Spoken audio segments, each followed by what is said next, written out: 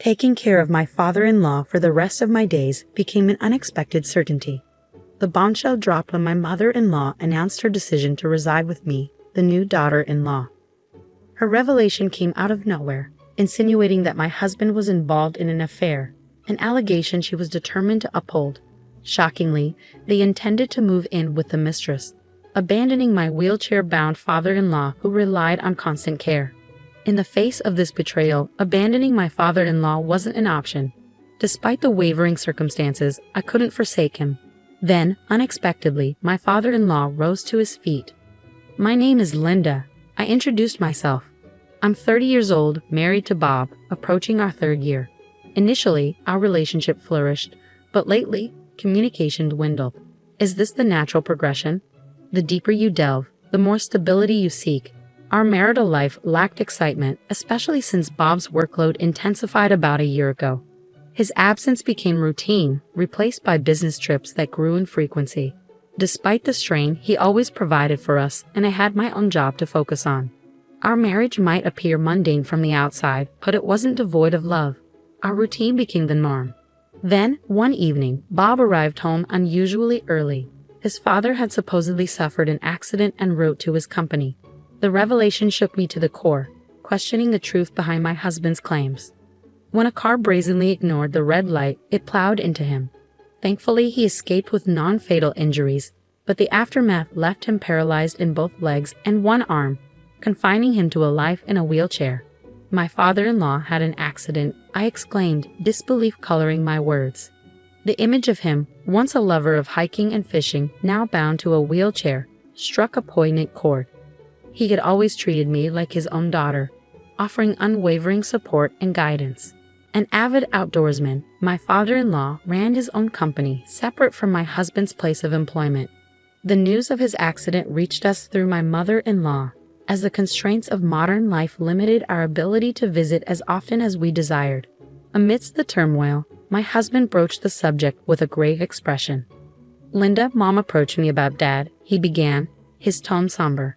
"She's struggling to care for him alone, and asked if we could lend a hand." I paused, grappling with the weight of the request.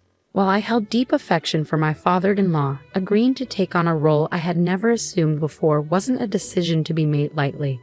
"It's not that I don't care," I explained, "but I have my own job to consider. It's a sudden and significant responsibility." I was at a loss. Despite racking my brain for the best solution, no viable ideas emerged. Sensing my distress, Bob gently took my hand and locked eyes with me. "Linda, I need you," he declared earnestly. "I know it's going to be challenging, especially since it's your first time. But if we rely solely on Mom, I fear she might reach her breaking point." Although hesitant, I weighed his words carefully. "I understand it'll be tough," I replied, "but I have my own job, Bob." "Linda, you can quit your job," he proposed, surprising me. "I'll cover our expenses. Can you dedicate yourself to caring for Mom and Dad?" The notion of quitting my job caught me off guard, but Bob's conviction swayed me. "Yes," I finally relented. "I'll support you and our family." Bob's gratitude was palpable as he pleaded with me, kneeling before me, emphasizing the importance of my commitment. Eventually, I acquiesced, resigning from my job to focus on caring for my father-in-law, just as Bob had requested. A few days later, Bob dropped another bombshell. He intended to take over his father's company and become its president. The announcement stunned even his father, though a glimmer of pride shone through his tears. "Bob, I can't believe you're saying this," he exclaimed emotionally. "After all this time of you refusing to join the company, while it feels like a game of hearts all over again." "Dad, I can't simply abandon the company," Bob explained earnestly, "especially not now, given your condition. Thank you for your understanding. I was unsure what to do with the company." The weight of responsibility now rested squarely on our shoulders. But with determination and unity, we faced the challenges ahead. I had initially planned to entrust it to someone I could rely on. "But if you're willing to step up, I'm more than happy to pass the torch," my father-in-law declared. "I knew you agreed, Dad," Bob responded earnestly. "I'll give it my all as your son."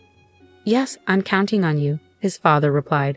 "For the sake of the employees who followed me, please ensure a positive work environment." With that, Bob assumed control of his father's company. while my father-in-law transitioned from president to chairman. Traditionally, the chairman holds numerous responsibilities, but my father-in-law opted to entrust all operational aspects to Bob, retaining only his title. 2 months elapsed since Bob's takeover, and every night he returned home well past midnight. Initially, I attributed it to the demands of adjusting to his new role, but the persistent late hours raised suspicions. What's more, one night, as I struggled to sleep, I detected a peculiar scent emanating from my husband. Venturing to the kitchen for a glass of water, I heard the front door creak open. Rushing to greet him, I detected the unmistakable fragrance of soap. "Welcome home," I greeted him, surprised to find him returning so late. Caught off guard, Bob stammered, "Why are you up at this hour?" "I couldn't sleep," I confessed. "You've been coming home late every night." Bob's fatigue was palpable as he explained, "I've taken over Dad's business, and there's so much I still need to learn." Sympathizing with his struggles, I bid him good night, but as he turned to leave, the scent of soap lingered, sparking a moment of doubt. I seized his arm, my tone stern as I interrogated him. "Bob, who do you usually work overtime with?" His response was defensive. "What? Why the sudden questioning?" I pressed on. "I noticed a distinct scent on you." "Why should I know?" Bob retorted sharply. "I'm working tirelessly.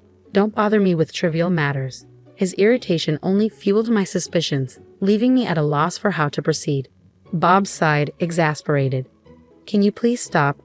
I come home exhausted, and the last thing I need is an interrogation." "I didn't mean to," I protested, feeling the weight of his accusation.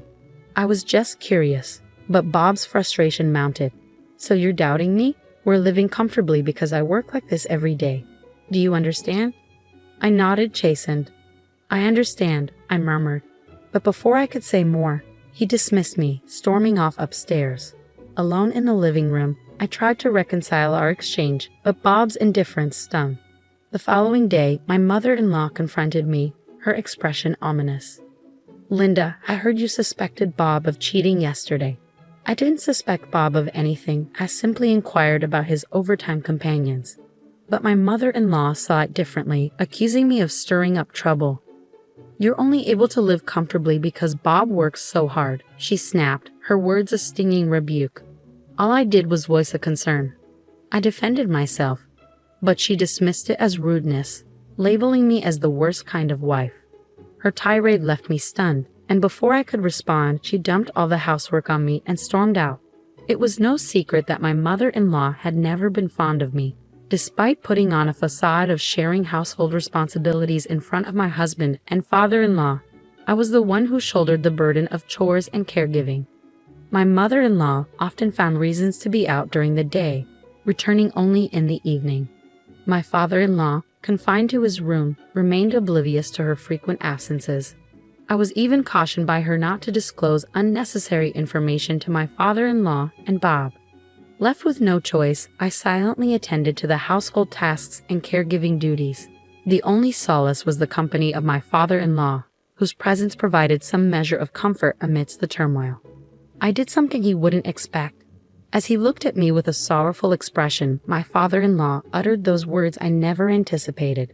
"Linda, I'm sorry. You must hate looking after an old man like me, right?" With sincerity, I responded, "That's not true at all. I think of you, my father-in-law, as my own father. It's an honor to assist you, and hearing you say such things makes me feel fortunate." His gratitude warmed my heart. "I'm really glad that someone like you married Bob," he confessed. "And likewise," I replied, genuinely touched. "I'm grateful to have a kind person like you as my father-in-law." Despite the hurtful words and actions of my husband and mother-in-law, the presence of my father-in-law, who relied on me, kept me going. It became my duty to attend to his needs, such as helping him prepare for bed and turning off the lights. One day, my husband and mother-in-law unexpectedly arrived together. My husband wore a smug expression, hinting that something was amiss. My mother-in-law wasted no time in dropping a bombshell. They intended to live with a new daughter-in-law, leaving me behind to care for my father-in-law. Stunned, I struggled to comprehend. My husband handed me divorce papers, admitting to having a girlfriend and insisting that I remain to look after his father. Overwhelmed, I sank to my knees, feeling utterly hopeless as they packed their belongings. leaving me in tears. Just as despair threatened to consume me, my father-in-law wheeled into the room, concerned about the commotion. Through tears, I relayed the heartbreaking conversation. Earlier, I had mustered the courage to confide in my father-in-law. His expression grew increasingly rigid as I recounted the events, and by the time I finished, a determined glint had replaced the stiffness in his eyes. Rising abruptly, he declared with newfound strength, "Linda, it's time for a counterattack." Perplexed, I watched as he struggled to stand, his next words taking me by surprise. "Your legs? I'm sorry for not speaking up sooner. The truth is, I've been able to walk for some time now." His revelation left me speechless, but he reassured me. "It's okay. Leave everything to me. The groundwork has already been laid." From a drawer, my father-in-law retrieved a large brown envelope, revealing its contents to me. Inside were various pieces of evidence documenting my husband's infidelity, along with shocking proof of my mother-in-law's involvement in extramarital affairs as well. It turned out that since Bob had assumed the presidency, my father-in-law had entrusted reliable employees to monitor his actions at the company. Despite my husband's claims of working late, the surveillance revealed his habitual early departures. Suspecting foul play, my father-in-law had engaged a private investigator, leading to the unraveling of both my husband's and mother-in-law's affairs. The woman my husband was involved with was someone familiar to his mother, and their clandestine meetings were exposed.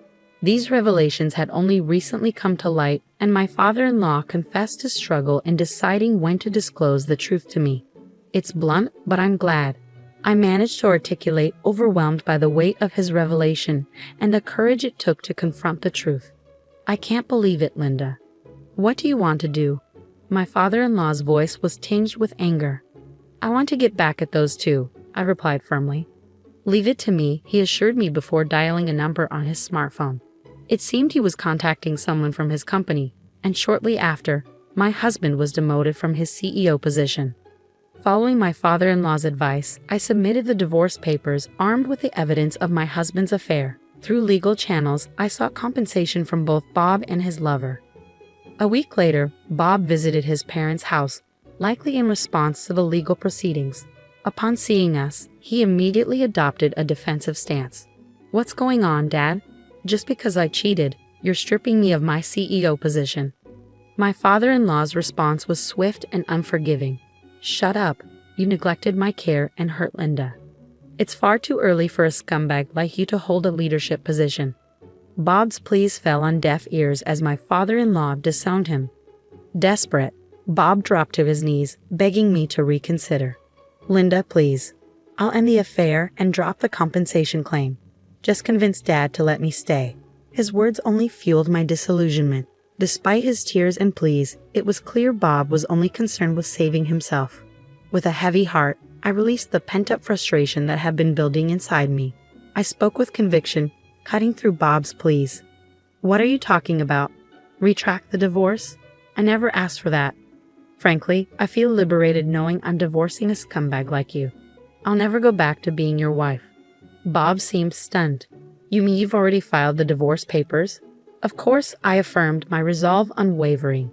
"Why would I willingly remain married to someone as terrible as you? Your firing as CEO is solely your own fault, the result of the seeds you've sown."